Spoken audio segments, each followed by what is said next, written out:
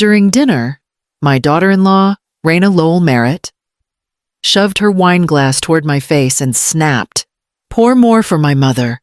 Her tone had that sharp edge I had learned to recognize over the past 6 months, an edge that told me she believed I existed for her convenience. Her mother, Beatrice Lowell, leaned back in her chair, eyelids heavy, breathing loud through her nose. She had already drained far too much that evening, and the sour slur in her voice made it clear she did not need another drop. "I think your mother has had plenty," I said quietly. "Let her finish what's already on the table." Raina's eyes went wide, then hard. "Maids must obey," she hissed.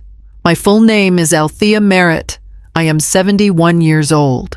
I spent 30 years working in the Charleston family court, and in all that time, I never once let anyone speak to me the way my daughter-in-law did in that moment. Still, I kept my voice level. "I am not your maid. Raina." She stood so fast her chair scraped the hardwood floor. Before I could she hurled the glass at me. It struck my temple, sharp enough to make my vision blur. I felt the warm slide of blood before I truly understood what she had done. Gavin, my son, her husband, froze mid-reach. Beatrice smirked in the corner as if my pain was the most natural thing in the world. I walked to the bathroom, one hand pressed to my temple. I trembled, but I did not cry. Years in family court taught me that tears blur evidence. In the mirror, I looked at the cut, not deep, but angry. I took photos of everything: the wound, my blouse, the fragments on the dining room floor. I placed the shards in a plastic bag. My hands moved on their own, guided by habit and long-buried protocol. Hours later, with the bruise pulsing beneath an ice pack, I sat in my small office. The house was silent except for the ticking clock. At 1:14 in the morning, I picked up the phone and called the Charleston Police Department. The knock came just after sunrise, a firm, measured rhythm that carried authority. I opened the door to a tall man in a neatly pressed shirt, badge clipped at his belt. "Ma'am, I'm Detective Joel Ramirez. This is Officer Hill. You called in an assault report." I stepped aside. "Thank you for coming. It happened last night." My voice stayed even as I guided them through the dining room. Photos on my phone, the plastic bag with the broken crystal, the dried streak on my cheekbone. Every detail laid out the way decades in family court had trained me. Detective Ramirez listened without interrupting, only nodding now and then. "We'll need to speak with the aggressor," he said carefully. "Is she inside upstairs?" "Second room on the left." Their boots sounded steady against the wood as they climbed. I stayed downstairs, hands clasped, pulse loud in my ears. A moment later, a sharp, startled scream ripped through the ceiling high. Panicked, unmistakably Raina, Officer Hill's voice followed. "Ma'am, sit up. We need you awake." Then came Beatrice's shrill protest from the hallway. "This is a family matter." "You have no right storming into bedrooms," Detective Ramirez replied in a tone that silenced her instantly. "Your daughter assaulted a senior in her own home. We have every right." More footsteps, drawer slams, Raina cursing my name as she was told to change out of her silk nightgown into something appropriate for transport. Every other word was a threat, a promise, an insult. Gavin's voice shook as he tried to get between them. "Mom, what did you do?" "What is happening?" I reported what she did. I answered quietly, "Nothing more." They came down the stairs as a group. Raina red-faced, hair wild, hands shaking with fury she couldn't hide. Officer Hill held her by the elbow as she spat. "You ruined everything, you bitter old woman." Detective Ramirez didn't flinch. "Ma'am, you are being escorted for assault on a senior citizen inside her residence. You will have the opportunity to make a statement at the station." The door closed behind them, leaving a sudden silence that felt like a held breath finally released. I stood alone in the foyer, the weight of the long night settling on my shoulders. But somewhere beneath that weight, something colder stirred. Gavin came home alone that afternoon, the front door slamming hard enough to rattle the frame. He did not even look at me before he spoke. "What you did was unforgivable," he snapped. "You had her dragged out of here like a criminal." "She assaulted me in my own dining room," I replied. "You saw the blood." He shook his head as if the memory inconvenienced him. "She was drunk." "Mom, people make mistakes. Some mistakes draw blood," I said. A rustle behind Gavin made me look past him. Beatrice stood halfway down the hall, arms folded dramatically across her chest. "Your mother has always hated us." Gavin, I knew she'd use the first opportunity to humiliate Raina. He didn't tell her to stop. That was the part that stung. "She is out now," he continued, pacing. "They gave her a court date in 2 weeks. She is humiliated, terrified, and she blames herself." "I doubt she blames herself," I said. His face tightened. "You always think the worst of her." I started to answer, but something pulled at my mind, a quiet awareness. The same one that kept me alert all those years in court. When Gavin stormed into the living room, I walked to my desk drawer. My checkbook was gone. A credit card I kept in a small leather pouch had been moved to the wrong slot. I pressed my fingers against the edge of the drawer. Someone had been in here. Recently, Gavin returned, breath unsteady. "Raina, my mother, and I are leaving for a while. Patty said we can stay with her until this dies down, so you're leaving with them." I said, "It's best for everyone," he replied, though his voice wavered. "You escalated things. You made this impossible." He didn't wait for an answer. He went upstairs to pack whatever he thought belonged to him. When the front door closed behind him an hour later, the house felt colder than it had the night of the assault. That night, I sat in my office with a new file folder in front of me. I wrote a title across the tab in firm. "Steady Strokes Case Raina and Beatrice." Detective Joel Ramirez came back 2 days later, clipboard tucked under his arm, expression calm but sharper than before. "I need to ask a few follow-up questions. Ms. Merritt," he said as I let him in. "Anything you remember about past conflicts? Money? Access to your accounts?" I felt my stomach tighten. "You think this is bigger than the assault?" He didn't confirm, but he didn't deny it either.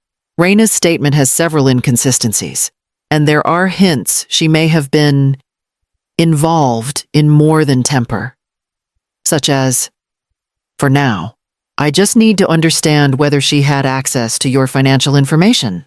Before I could answer, a voice called from the porch. "Althea, you home?" It was Cora Wexler, my neighbor of nearly 20 years, holding a grocery bag. She stepped inside and lowered her voice. "I should have told you earlier, but last week I heard Raina on her phone, right outside her car. She said she'd inherit a Charleston house sooner than later." I thought she was just being dramatic. Detective Ramirez scribbled that down. My throat tightened. After he left, the weight of Cora's words sat on my chest. I drove straight to the office of Lila Pruitt, an attorney known in Charleston for handling elder exploitation cases. She was in her mid-40s, quick-eyed, steady-voiced. "I need help," I said as I sat across from her. "Something is wrong." Lila listened without interrupting. When she finally spoke, her voice was firm. "We are going to check your accounts, your bills, and any documents they may have touched." We logged into my accounts together. The first thing she noticed was a utility bill marked unpaid, then another. A small withdrawal I did not authorize, $48 for a liquor delivery, another withdrawal for $42, this time linked to a boutique Beatrice liked. Lila leaned back slowly. "These are not accidents. Althea, this is not just disrespect. This is a pattern." Her words settled into the room, cold and heavy. Detective Joel Ramirez called me early the next morning. His tone was different, more clipped. more certain. Ms. Merritt, I need you to come to the station. There are developments. When I arrived, he led me into a small interview room where Lila Pruitt was already waiting. She gave me a brief nod.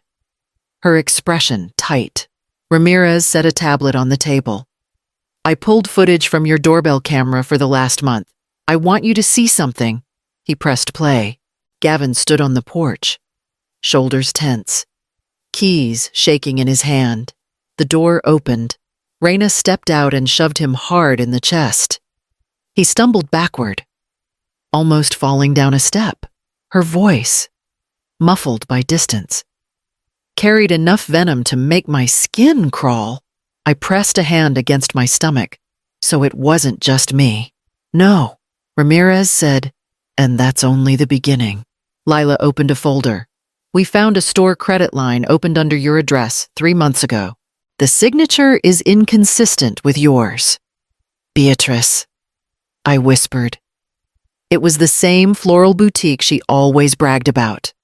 Ramirez added, I also requested multi-state background checks.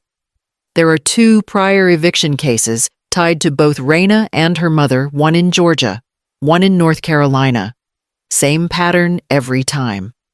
They move in with someone, drain resources, cause chaos, and leave before legal consequences hit.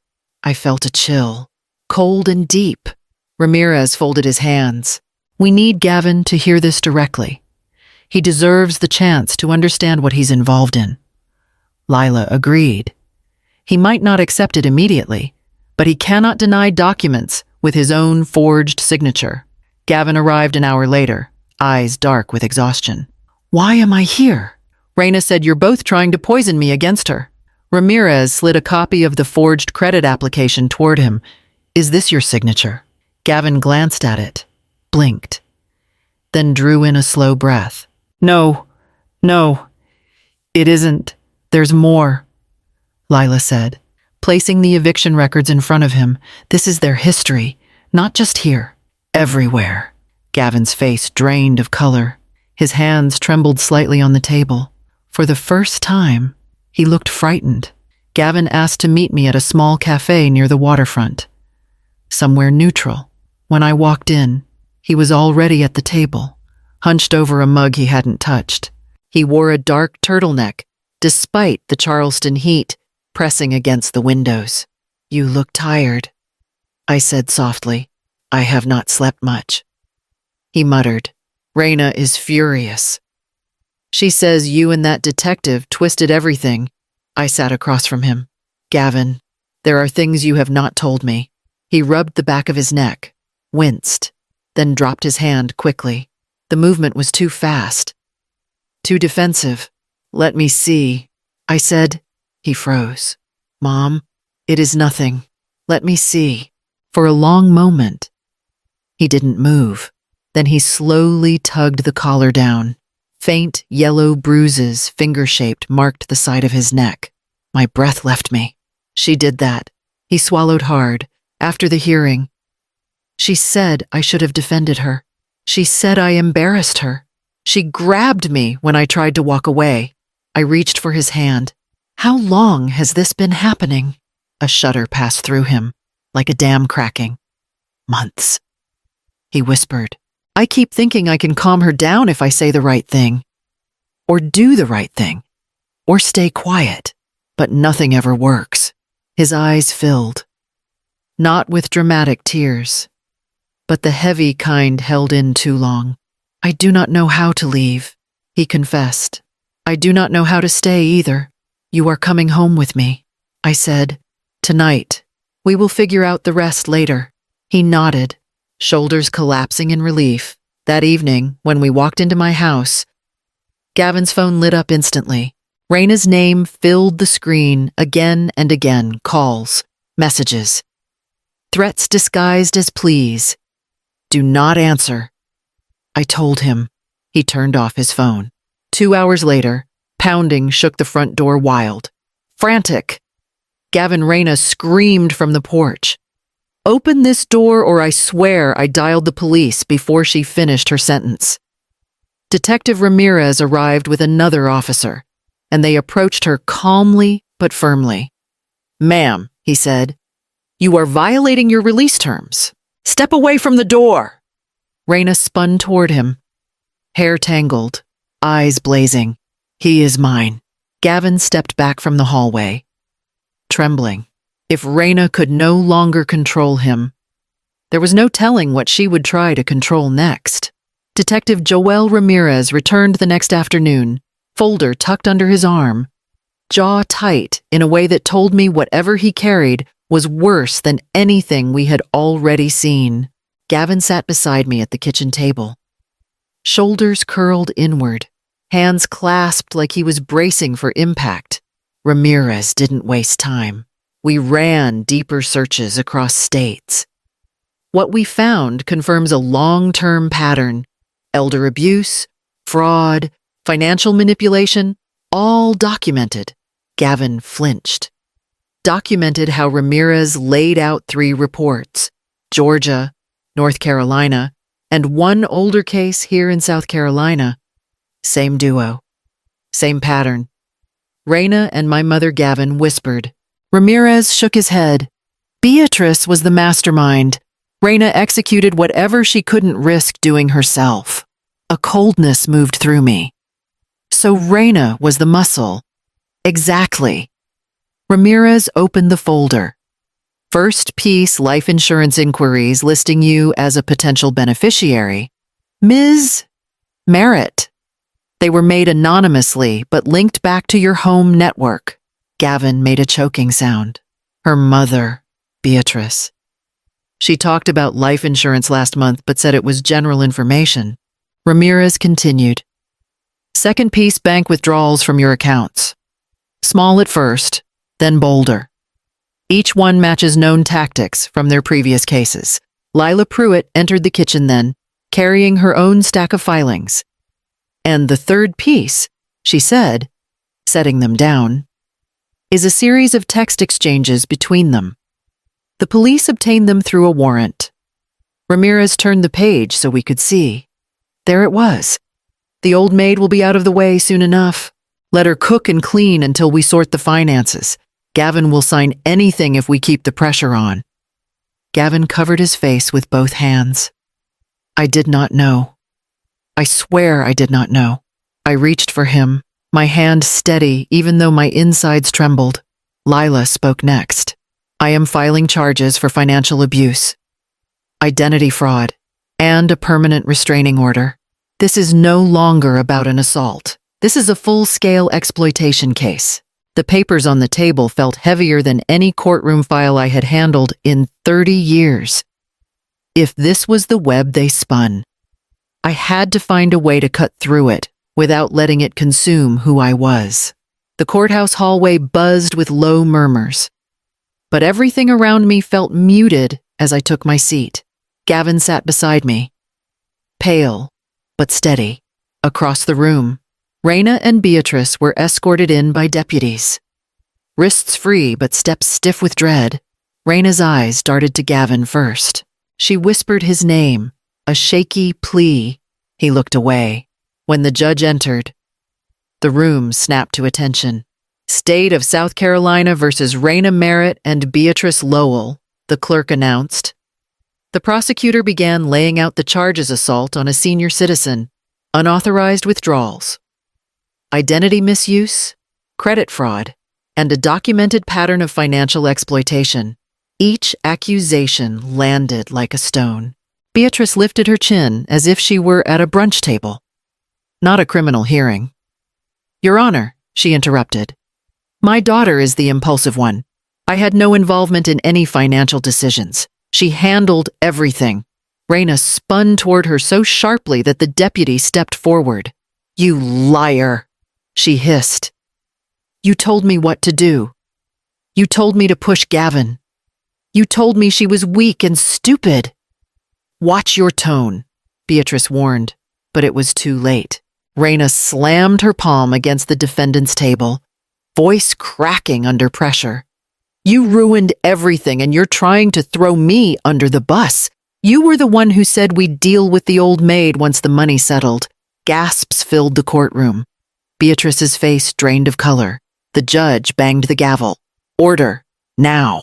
Their implosion played out in front of everyone, years of manipulation exploding in a single, messy moment neither of them could control. After a recess, the prosecutor offered a plea deal.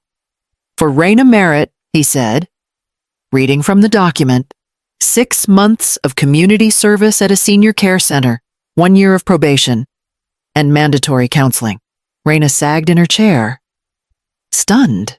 For Beatrice Lowell, charges of fraud, financial exploitation, and identity misuse.